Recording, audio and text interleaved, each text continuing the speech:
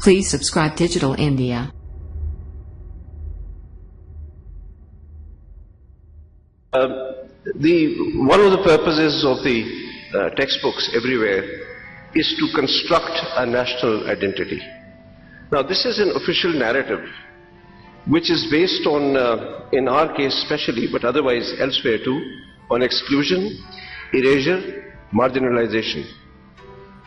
For instance, the exclusion is that anything common between Pakistan and North India, including the language, is erased. I mean, it's simply excluded. Prehistory, that is to say, before the 8th century, before Muhammad bin Qasim arrived, is excluded. So, many people have written on this. K.K. Aziz has written about the murder of history of Pakistan. Dr. Pervez Hudbai and Dr. Nair wrote a book a long time back about these things. What is wrong with our textbooks, etc. Rubina Sehgal has written about it. Subtle Subversion is a very 2004 product, I believe. It's a report which is on this. So it's not a new issue. Many people know about it. Why doesn't it go away? In my view, it doesn't go away because the way the state has been constructed is by exclusion, is by othering. The India is the other. And therefore, all construction of the state has to be focused upon this India-centeredness, one. And the other reason is that Islam being this Islamic nationalism, our nationalism being focused on the use of Islam as a primary symbol, with Urdu as a secondary symbol, it was necessary, therefore, for the state, the logic of the state was such that they emphasized upon it to the exclusion of all other multiple narratives in this multilingual country. That is why the sidelining began early. It actually began in the 1950s. But it became stronger.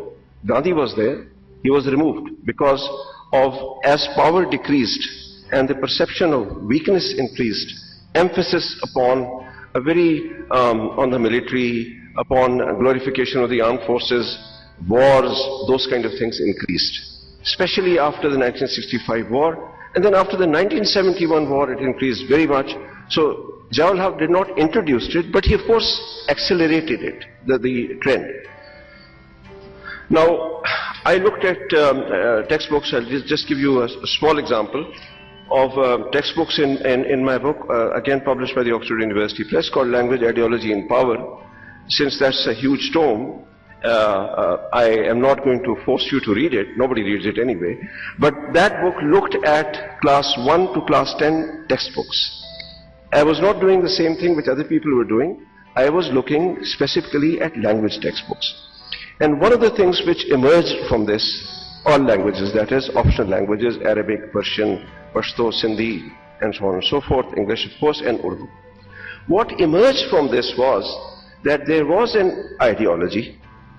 This ideology was the ideology of the garrison state, a state in which the military had the primary position and in which public sentiment had to be focused in favor of the military, in which therefore wars, etc., had to be glorified. Their reasons were not to be given. They were to be taken for granted as necessary and therefore the duty of citizens, and in which the Hindu had to be vilified because that too was part of this construction, this narrative, in which all sacrifices had to be made necessary for the public in the name of national interest, in the name of security. So Urdu was the language in which was the ideology carrying language. Not that the number of lessons of this kind, ideological lessons, were more in Urdu textbooks. They were not. They were most in Arabic textbooks and in Persian textbooks. And they were also there even in Pashto textbooks and Punjabi textbooks, so as to fight any urge for the sub-national group, ethnic group to sort of assert itself. But Urdu, I call it the ideology carrying language because it is taught everywhere. It is compulsory. It's not an optional language. So if you have 40% lessons, and it was 40%, 40% of the lessons are ideology carrying, you are imprinting on the minds of young people much more than other kind of textbooks in Persian or so on, which are optional, and so people do not read them.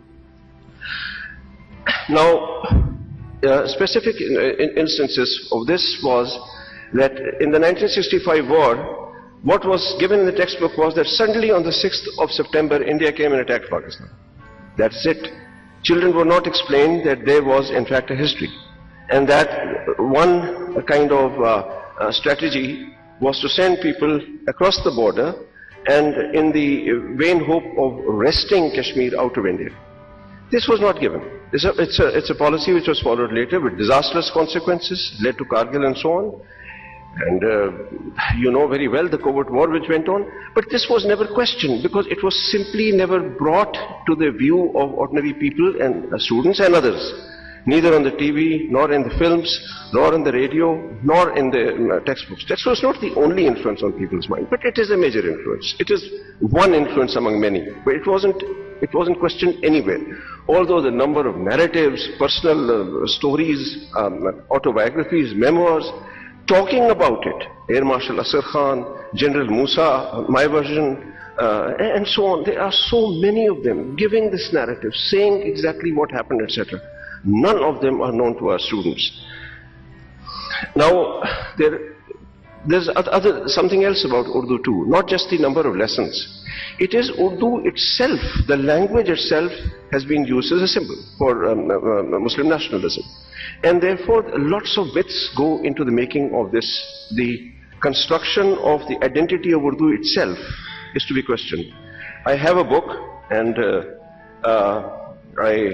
I don't know if I should be doing this, but I want to show it to you so that you can buy it, very brazenly, so that you can buy it.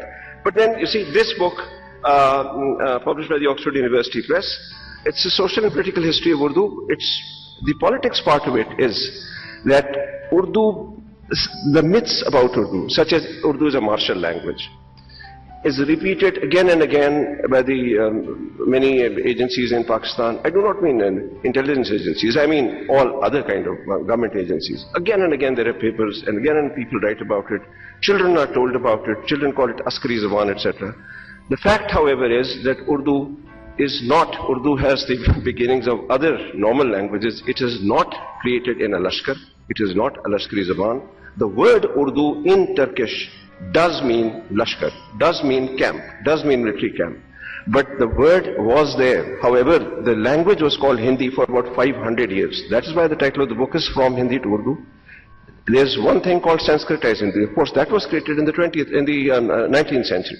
But there is another common language, the mother of Urdu and modern Hindi, that was called Hindi for over 500 years. Every Persian document, every Devanagari document, every other document calls it Hindi. Shaykh Bazubane Hindi Farmudan. That kind of thing you find in Persian documents. That is hidden from our children. They don't know it.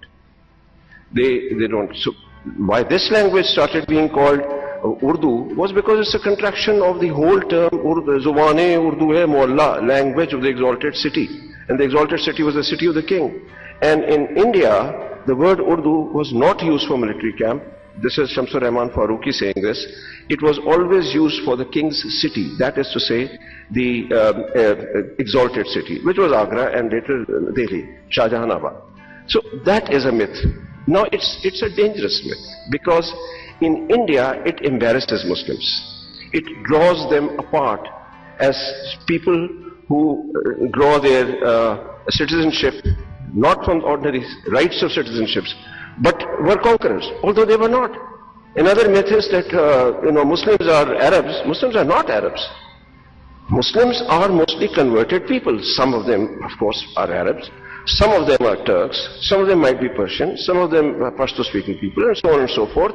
But they were people who accepted another faith. They were Indians first. This is another part which is erased in all our textbooks. I haven't seen anyone mentioning this. The other one, Urdu is a Muslim language. Well, Urdu by its nature is not a Muslim language. It did become a language of Indian Muslims, but there's a construction. It happened. It happens to languages.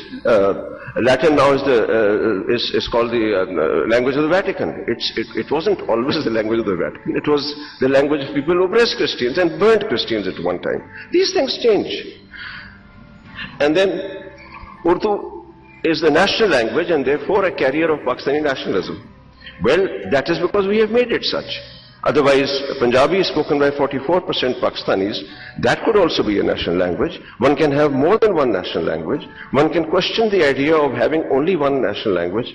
Those are not done in our textbooks. So our textbooks are therefore another way of keeping the garrison state alive.